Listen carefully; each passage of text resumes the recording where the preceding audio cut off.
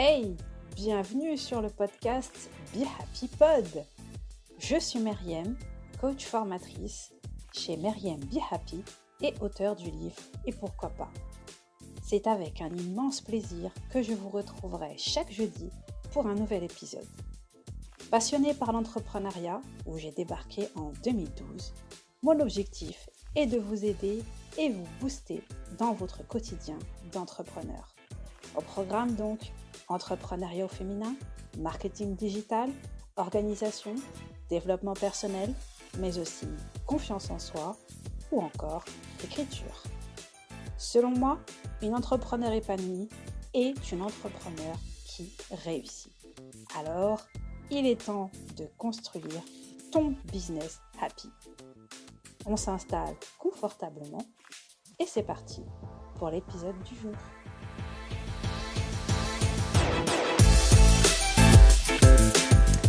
Hello tout le monde, j'espère que vous allez bien, je suis ravie de vous retrouver pour un nouvel épisode du Be Happy Pod.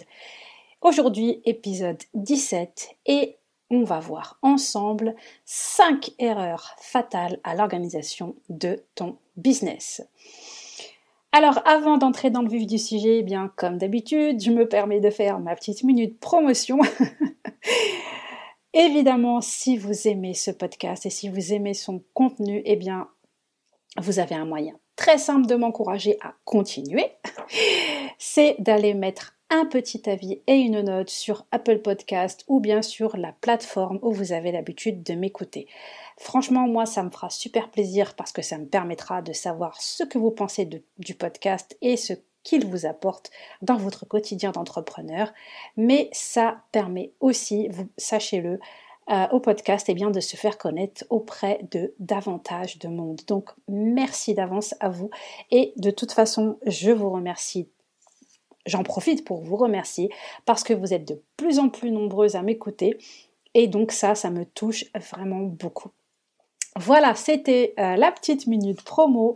On va donc entrer dans le vif du sujet et on va voir ensemble donc ces fameuses erreurs qui sont fatales à l'organisation de votre business. Alors un business bien organisé concrètement, c'est quoi ?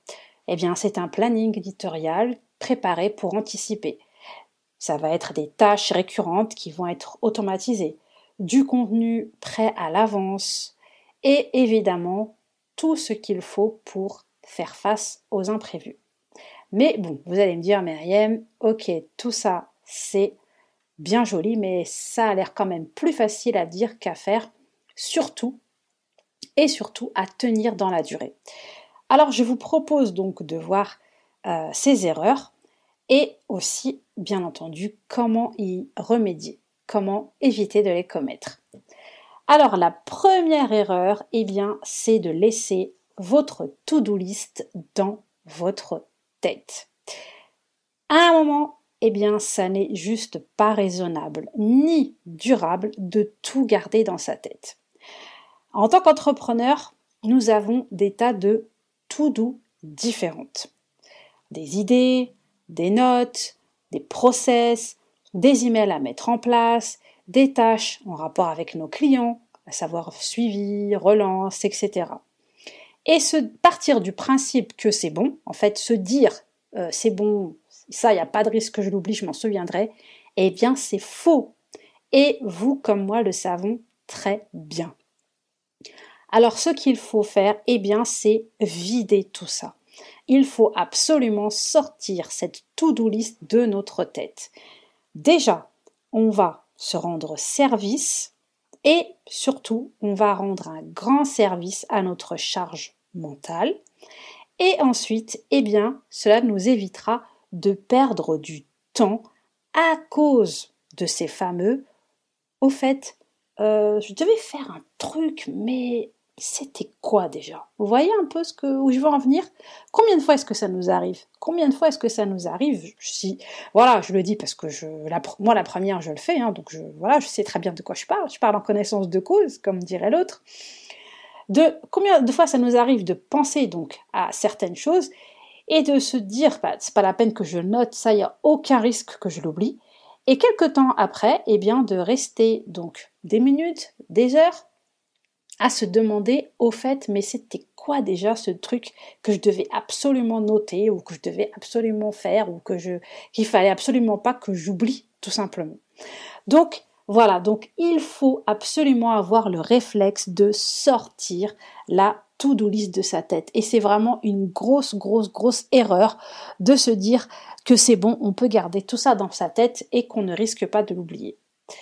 La deuxième erreur, c'est ne pas prioriser. C'est là qu'il est absolument important de bien détailler ses tâches, leurs objectifs et les deadlines, les dates limites. Le moyen le plus simple, c'est d'utiliser la méthode SMART. Et là, je vous renvoie à l'épisode 11 où j'en parle en détail. Parce que comme ça, on sait exactement quelles choses on a à faire, quelles sont donc celles qui sont les plus urgentes, celles qui vont demander le plus de temps, qui vont demander de modifier son planning, etc., etc., etc. Et si on ne fait pas ça, on risque de perdre beaucoup de temps sur certaines tâches futiles. Vous voyez ? Et du coup, on oublie de laisser du temps pour ce qui est vraiment important. On va s'éparpiller et du coup, on va se retrouver à la dernière minute avec très peu de temps pour faire des choses qui sont, elles, vraiment importantes pour le coup, qui vont vraiment faire avancer notre business, mais on n'aura plus le temps nécessaire pour ça. Donc ça, c'est vraiment important de prioriser. Qu'est-ce qui est urgent ? Qu'est-ce qui est important ? Qu'est-ce qui est moins urgent, qu'est-ce qui est moins important, etc., etc. Et de vraiment prendre le temps de bien détailler tout ça pour ne pas s'éparpiller, pour éviter aussi d'oublier certaines choses qui sont urgentes et pour éviter, donc comme je vous le disais, de perdre trop de temps dans certaines choses qui sont pour le coup vraiment futiles. La troisième erreur, c'est de ne pas assez automatiser. Dans notre quotidien d'entrepreneur, il y a énormément de tâches qui se répètent. Alors le plus simple pour éviter de perdre du temps à chaque fois, c'est d'avoir le réflexe d'automatiser tout ce qui peut l'être. Par exemple, pour les réseaux sociaux. Là, il y a énormément d'outils existants. Et là, je vous renvoie à l'épisode 3 du podcast, l'épisode 3 intitulé 5 astuces pour gérer ses réseaux sociaux sans stress. Aussi, quand quelqu'un va télécharger un de nos cadeaux, par exemple le fait d'automatiser toute une séquence d'emails de bienvenue, donc une séquence d'emails où l'on va remercier cette personne, où l'on va se présenter, où l'on va lui parler donc de ce qu'on peut proposer d'autre, etc., ce que l'on peut lui proposer d'autre, etc., etc. Aussi, quand quelqu'un va acheter une de nos formations, vous voyez, du moment où la personne donc achète, donc quand elle va acheter, ce qu'elle va recevoir quand elle va acheter, l'envoi donc de la formation qu'elle a achetée, etc., etc. La possibilité aussi d'automatiser tout ce qui est prise de rendez-vous, par exemple pour les coachs qui proposent des appels découvertes. Donc, la personne va pouvoir aller sur Calendly, sélectionner donc directement un créneau horaire parmi les créneaux que vous aurez mis à sa disposition. Et à partir de là, qu'est-ce qu'elle va recevoir, comment ça va se passer, peut-être un questionnaire que vous allez lui envoyer automatiquement justement pour préparer cet appel découverte. Vous voyez un petit peu tout ça. Et puis, il y a aussi la possibilité de créer des automatisations entre différentes applications.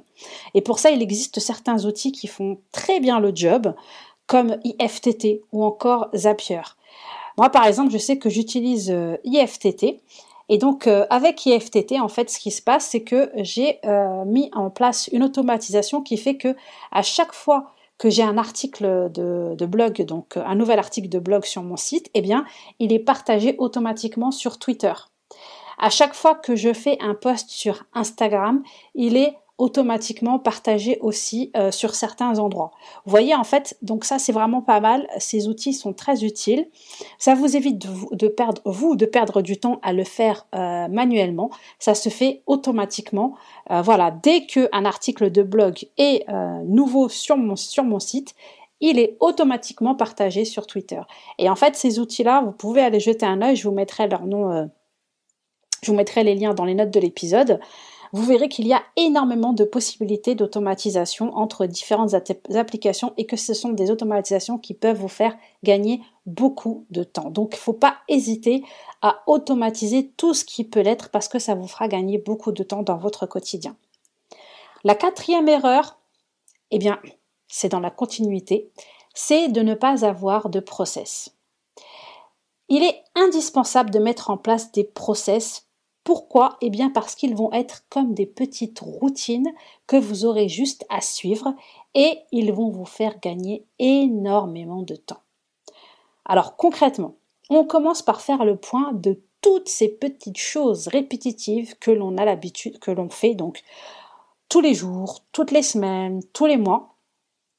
Et pour chacune d'entre elles, eh bien on va faire le détail du point de départ, donc, jusqu'à l'accomplissement de cette chose. Par exemple, un process pour les posts sur les réseaux sociaux. Eh bien, on va détailler toutes les étapes à partir du moment où on a l'idée de contenu, où on détaille donc le script du post, le visuel, etc., etc., et ce jusqu'à la programmation du post et sa publication. Ainsi, eh bien, ce qui se passe, eh bien, c'est que je sais exactement ce que je dois faire à chaque fois et du coup, eh bien, ça m'évite de perdre du temps à me demander où j'en suis et aussi, ça m'évite d'avoir cette appréhension de me dire que j'ai peut-être oublié une étape ou j'ai peut-être oublié de faire quelque chose d'important. Vous voyez ce que je veux dire ? Donc ça, c'est vraiment une chose qu'il faut apprendre à mettre en place. Les process, c'est super important. Moi, par exemple, j'ai des process, justement, comme je vous l'ai dit pour mes posts sur les réseaux sociaux. J'ai tout un process que j'ai fait par rapport à l'enregistrement donc de mes épisodes de podcast pour savoir exactement tout ce que je dois faire et pour ne sauter aucune étape. J'ai aussi un process pour mes articles de blog. Pareil, entre le moment où je rédige mon article, de ne pas oublier par exemple de l'épingler sur Pinterest, donc du coup de créer une épingle pour pouvoir l'épingler sur Pinterest. Voilà, c'est toutes ces petites choses qui sont en fait au final, même si dans notre tête on peut se dire c'est bon, je risque pas d'oublier de le faire, mais en fait c'est vraiment bien de les détailler parce que comme ça vous avez juste à suivre votre process en fait. Ça vous fait économiser du temps. Et enfin, eh bien, la dernière erreur que l'on peut commettre, eh bien, c'est tout simplement de ne pas s'écouter. Et pourtant, c'est juste la base parce que votre business repose sur une personne, sur vous. Alors, il est important d'être bienveillante et indulgente envers vous-même. Il faut que vous restiez à l'écoute des messages que votre corps peut vous envoyer par moment. En fait, il est inutile de persister, par exemple, quand on est trop fatigué ou quand on sent qu'on est trop submergé ou qu'il y a quelque chose qui ne va pas. Il vaut mieux prendre le temps de faire un petit break et de se ressourcer pour mieux repartir. Ça, c'est quelque chose que personnellement, j'avais énormément de mal à faire à mes débuts d'entrepreneur, mais que j'ai appris avec le temps justement à faire et aussi parce que par moment eh bien en fait je suis tout simplement contrainte de le faire. Moi je suis migraineuse, ça fait des années et donc eh bien c'est vrai qu'au début dans mon business quand j'avais des migraines, je m'obstinais quand même malgré tout, je voulais quand même bosser parce que ça me gavait en fait, je me disais que je perdais du temps et que voilà, il fallait quand même que j'avance, mais au final j'avançais pas vraiment ou alors je faisais un peu n'importe quoi ou j'aggravais la situation, j'aggravais en fait mes crises, donc ça ne servait à rien. Donc maintenant j'ai vraiment appris à relativiser. Et quand la migraine pointe son nez, eh bien, j'apprends à lever le pied et à accepter la situation. Le fait d'accepter, eh bien souvent, ça facilite et ça aide justement à ce que la migraine passe plus vite. Donc vraiment, c'est quelque chose que je vous invite à faire, à vraiment vous écouter. C'est vraiment super important. Il n'y a pas besoin de vous mettre... Il y a des moments où on se met beaucoup de pression pour rien. Il y a des moments où on se stresse nous-mêmes. Donc écoutez-vous. Écoutez votre corps. Il y a des moments où, quand il y a certaines situations qui nous arrivent, il y a certaines choses qui nous arrivent, eh ben c'est juste notre corps qui est en train d'essayer de nous envoyer un message, de vous dire « Oh, oh, oh !» Calme-toi, ralentis, fais gaffe, t'es un peu trop fatigué en ce moment, t'as un peu trop forcé en ce moment, donc n'hésitez pas. Pensez à lever le pied, comme je l'ai dit, pensez à faire des breaks, n'ayez pas peur, et n'oubliez pas que votre business repose sur vos épaules, donc votre business, eh bien, il a besoin que vous soyez en de bonnes conditions et en forme. Donc ça, c'est vraiment super important. Donc, c'est tout pour cet épisode où donc je voulais voir avec vous 5 erreurs fatales pour l'organisation de votre business. Donc, pour récapituler, eh bien, la première erreur, c'est de laisser notre to-do list dans notre tête. La deuxième erreur, c'est de ne pas prioriser. La troisième erreur, c'est de ne pas assez automatiser. La quatrième erreur, c'est de ne pas avoir de process. Et la dernière, c'est de ne pas s'écouter. J'espère que ces conseils vous aideront justement à améliorer votre organisation et qu'ils vous seront utiles et profitables. Merci beaucoup de votre fidélité et de votre écoute. Je vous souhaite bon après-midi, bonne journée, bonne soirée en fonction du moment où vous écoutez cet épisode. Et je vous dis à très bientôt pour le prochain épisode. Et je vous rappelle que le membership ouvre ses portes bientôt. Au moment où j'enregistre l'épisode, il n'est pas encore ouvert. Mais normalement, au moment où cet épisode va paraître, ce sera le cas. Donc, je vous invite à nous rejoindre au sein du Biz Coffee Club parce que vous allez voir, ça va être juste génial. Voilà, à très bientôt pour un nouvel épisode et en attendant, prenez bien soin de vous. Ciao!